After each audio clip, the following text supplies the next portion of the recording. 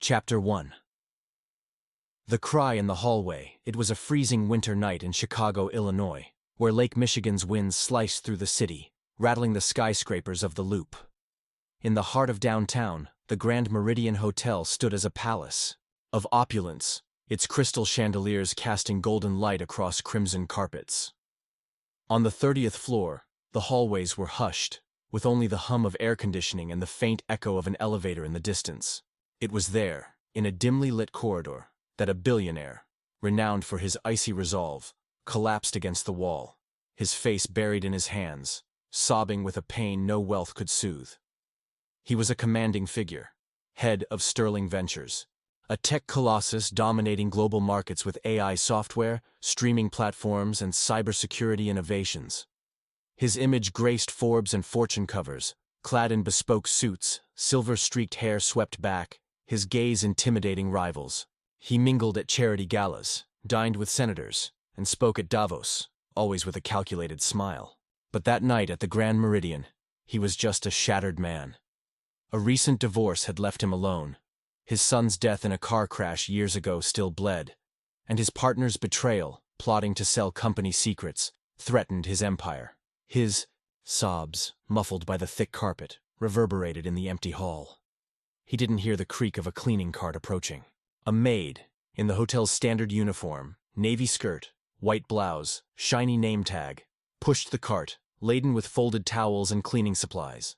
Her hair was tied in a tight bun, and her keen eyes, honed by years of watching without being seen, caught the scene. She stopped, the cart halting with a soft squeak. Maids didn't interfere with guests, especially on the 30th floor, where suites cost more than most earned in a year. But the sight of this man, so powerful, so broken, made her pause. "Sir, are you okay?" she asked, her voice gentle, tinged with an accent blending Chicago with hints of elsewhere, perhaps Latino or Midwestern roots. He looked up, eyes red and swollen, startled to be noticed. For a moment, his face hardened, as if to scold her for intruding. But his shoulders slumped, exhausted. "No," he said, his voice hoarse, barely a whisper. "Nothing's okay." She set the cart aside and crouched beside him, defying hotel protocol. "Want to talk?" she asked, free of judgment. He gave a dry, bitter laugh. "You're a maid. What do you know about my problems?" The words were sharp, but she didn't waver. Instead, she pulled a tissue from her cart and offered it, her movements calm, almost nurturing. "I know what it's like to feel the world's collapsed," she said, her sincerity catching him off guard. He took the tissue, hesitant, and something gave way. Sitting on the hallway floor, his Armani suit scraping the carpet, he began to talk. He spoke of the divorce, how his ex-wife blamed him for choosing work over family. He shared the guilt over his son, a teenager driving his car when a truck hit him, and he admitted his fear of losing Sterling Ventures, not for pride, but because it was all he had left. She listened, still, her brown eyes catching the faint light, never interrupting, offering no platitudes. When he finished, silence settled, heavy but oddly comforting. She broke it with a question. "Have you ever thought about starting over? Not with money, but with what really matters?" He frowned, puzzled. "And what's that?" he asked, almost defiant. She smiled, a small, warm smile that seemed to hold wisdom beyond her role. "You'll figure it out," she said, standing. "But maybe start by getting off the floor." He laughed, a weak laugh, his first in weeks. Before he could say more, she returned to her cart. "I've got to finish my shift," she said, straightening a stack of towels. "If you need me, I'm around." He watched her walk away, her name tag glinting in the corridor's light. Maria. The name was ordinary, but something about her, her words, her quiet confidence, her lack of deference, stuck with him. Back in his suite, overlooking Chicago's twinkling lights, he couldn't sleep. The conversation, brief but unlike the hollow exchanges of his world, haunted him. He grabbed his phone and called his assistant, a jittery young man on call 24/7. "Find out everything about a Grand Meridian maid named Maria," he ordered. "Now!" As he waited, He looked at the crumpled tissue in his hand, a reminder that, tonight, someone saw him as human. Outside, Chicago thrummed, its streets alive with ambition and secrets, but for the first time in years, he felt a spark of something he'd thought was gone: hope. Chapter 2. The weight of wealth dawn crept over Chicago, the city's skyline catching the first rays of a pale winter sun. The billionaire, restless in his Grand Meridian suite, stood by the floor-to-ceiling windows, Lake Michigan's gray expanse, mirroring his unease. The previous night's breakdown had left him raw, but it was the maid's words, simple, piercing, that kept him awake. He wasn't used to being seen, not as a man, only as a billionaire, a name on a stock ticker. Maria, with her calm empathy, was an enigma, and he needed answers.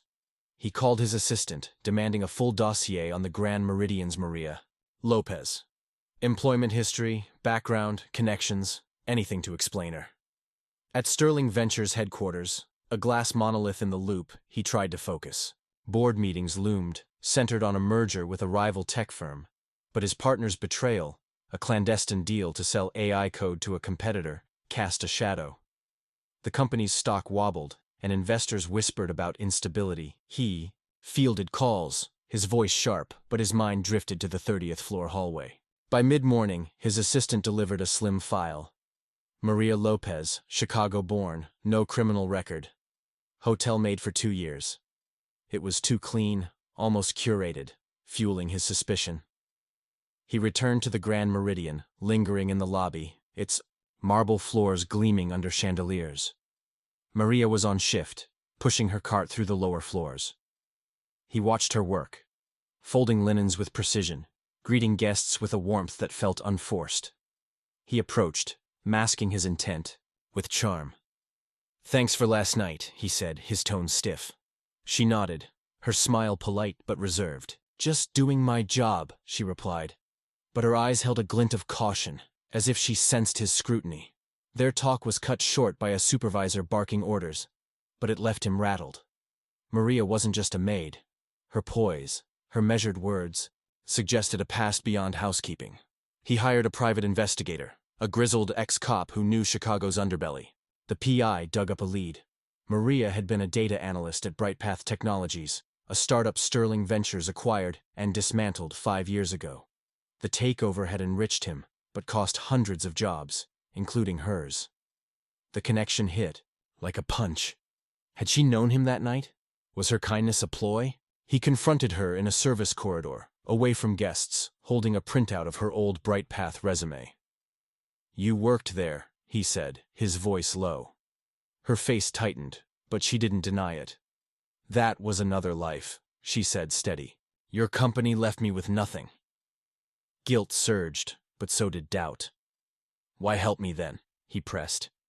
She met his gaze, unflinching. "Because I've been where you are, lost, broken. I chose to see you, not your money." Her words cut deep, exposing the human toll of his empire. He offered compensation, a check, a job, but she refused. "I don't want your guilt money," she said, turning to her cart.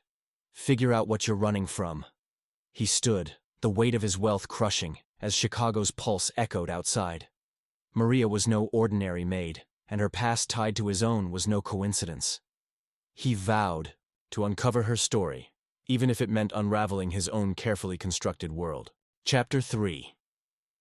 The hidden truth winter tightened its grip on Chicago, snow blanketing the loop as the billionaire extended his stay at the Grand Meridian. Sterling Ventures teetered. Stock prices fell amid rumors of his partner's betrayal, and board members demanded his resignation. He worked from his suite, juggling calls with investors, but his focus was on Maria. Her BrightPath past gnawed at him, a reminder of the lives his ambition had crushed. He needed to understand her, not just to ease his guilt, but to grasp the hope she'd sparked. He shadowed her shifts, slipping into the hotel's staff areas, laundry rooms, service elevators, to catch her between tasks. She remained courteous, but guarded, deflecting questions about BrightPath. One night in the basement laundry, surrounded by the hum of industrial dryers, he pushed. "Why stay here scrubbing floors when you're clearly capable of more?" he asked. She folded a sheet, her hands deliberate. "Because here, I'm free," she said. "No one controls me." Her answer lingered, but the PI's next report changed everything. Maria hadn't just worked at Brightpath. She'd been a whistleblower, exposing data privacy violations that cost the company millions. Her actions triggered Sterling Ventures' takeover, but also her downfall, lawsuits, blacklisting, and personal ruin. She'd rebuilt as a maid, choosing invisibility over revenge. The truth stunned him. He'd profited from her destruction, blind to the consequences. Guilt propelled him to act. He proposed a tech scholarship fund, offering her the role of director, but she declined. "You can't buy forgiveness," she said, her voice cutting. Instead, she challenged him to confront Sterling Ventures' wrongs. "Fix what you broke," she urged, handing back his proposal. Her defiance ignited a resolve he'd buried under years of corporate games. He began auditing his company's past, uncovering a web of ethical breaches, shady acquisitions, exploited workers, silenced critics. Their nightly meetings in the Grand Meridian's empty ballroom became a ritual. Maria shared Brightpath's data trails, helping him build a case for reform. Their talks turned personal. He spoke of his son's love for baseball, she of her family's fracture after her whistleblowing. Trust grew, but danger loomed. His partner, sensing his shift, hired a fixer to dig into Maria, aiming to discredit her. The billionaire intercepted the threat, but it underscored the stakes. Exposing the truth could cost them both. Chicago's skyline glittered, a city of dreams and deceptions. He was no longer just a tycoon. He was a man chasing redemption, guided by a woman who'd seen him at his worst. Maria's truth had shattered his illusions, setting a course he couldn't abandon. Chapter 4. The turning point spring thawed Chicago's frozen streets, but Sterling Ventures burned. The billionaire's probe into past wrongs, exploitative deals, data breaches, sparked chaos. His partners leaked emails, framing him as erratic, fueled calls for his ouster. Stocks plummeted and lawsuits loomed. The Grand Meridian remained his sanctuary, where Maria, now his ally, offered clarity amid the storm. Their bond, forged in a hallway, was tested as the stakes rose. Their ballroom meetings intensified. Maria, leveraging her Brightpath expertise, helped craft a public apology and a reform plan, emphasizing transparency. "Own your failures," she urged, her voice unwavering. He admired her, so unlike the yes-men around him. But trust faltered when a tabloid ran a story about their hotel trysts, hinting at scandal. Furious, he accused her of leaking it. "If I wanted to ruin you, I wouldn't be here," she shot back, leaving him to stew in his mistake. Graver threat emerged. His partner hired a fixer to smear Maria, unearthing her whistleblowing to paint her as a traitor. The billionaire confronted the fixer in a gritty Wicker Park bar, his warning clear: "Back off." The encounter crystallized his purpose. He was fighting for more than Sterling Ventures, for the hope Maria represented. He apologized to her, in the hotel's rooftop garden, Lake Michigan shimmering below. She forgave him, sharing her own wounds. Her whistleblowing had alienated her family, leaving her adrift. Their shared scars deepened their alliance. They prepared for a pivotal board meeting, where he'd expose his partner and pitch reform. Maria coached him, her insights sharp, her presence steadying. The meeting, in Sterling Ventures' glass-walled boardroom, was brutal. He presented damning evidence, emails, financial trails, outing his partner's betrayal, with Maria's analysis as the backbone. His call for ethical restructuring split the board, but his raw conviction, shaped by her, won enough votes. His partner was fired, but the victory was costly. Legal battles loomed, and his name was tarnished. Chicago's skyline glowed under a spring dusk, a city of reinvention. He and Maria stood at a crossroads, their partnership a lifeline. The turning point had come, not just for Sterling Ventures, but for their souls, bound by a hope neither could have foreseen. Chapter 5. A new hope summer swept into Chicago, its streets buzzing with festivals and Lake Michigan's shores alive with life. Sterling Ventures survived, its reforms, ethical data use, community programs, gaining ground. The billionaire, humbled, led with a purpose Maria had awakened. She joined the company's ethics board, her bright path lessons shaping its path. Their partnership, born in a hallway, had transformed them, a beacon in Chicago's chaos. Legal battles persisted, but public tide turned. A Chicago Tribune feature, The Tycoon's Redemption, praised Maria's role, though she shied from fame. She launched a tech academy for South Side youth, funded by him, mentoring kids with her quiet fire. Their work drew them closer, though both hesitated, his heart scarred by loss, hers by betrayal. A cyber attack, orchestrated by his ousted partner's allies, tested them. Maria's quick analysis stopped it, saving Sterling Ventures' core systems. In the Grand Meridian's ballroom, he thanked her. "You gave me purpose," he said. "We saved each other," she replied, her guard softening. They confronted their pasts. He visited his son's grave, Maria beside him, finding closure. She reconnected with her brother, hosting him at a gala for their academy, held at the Grand Meridian. The event, blending Chicago's elite with Southside teens, celebrated their first graduates. He spoke, crediting Maria, his voice cracking. She urged the crowd to see the unseen, a nod to her maid days. On the hotel's roof, Chicago's skyline ablaze, he offered her more than partnership. Love. She didn't answer, but her hand in his spoke volumes. Their journey, sparked by a hallway cry, had rebuilt them. Hope, found in the unlikeliest soul, had set them free.